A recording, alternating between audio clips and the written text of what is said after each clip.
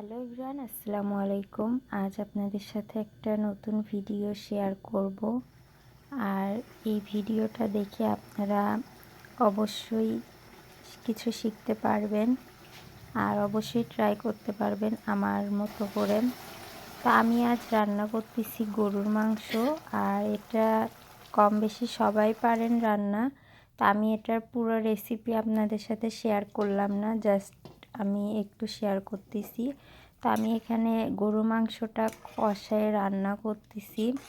আর এটা রান্না করতেছি মূলত চিতই পিঠা। এখন তো শীত পড়েই গেছে, তো এই শীতের চিতই পিঠা দিয়ে গরু মাংস খাওয়ার জন্য এই মাংসটা আমি রান্না করতেছি।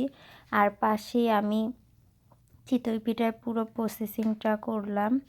তা আমি কিন্তু প্রথমেই চালটা একটু ভিজিয়ে রাখছিলাম। তো তারপরে চালটা আমি একটু বেটে নিয়েছি শিলপাটায়। আপনারা চাইলে ব্লেন্ডারেও বাটতে পারেন। তো আমি শিলপাটাতেই বেটে নিয়েছি। তো তারপরে একটু হালকা গরম পানি দিয়ে এই চালটা আমি প্রসেসিং করেছি। আপনারা একটু আগে দেখতেই পারলেন আমি কেমন পানি দিয়েছি।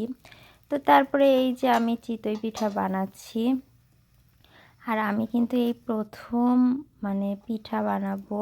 আর আমি ভাবতেও পারিনি যে পিঠাগুলা যে এতটা সুন্দর হবে। আর পিঠাগুলা অনেক সফট হয়েছে আর পিঠাগুলা কিন্তু অনেক ফুলছে।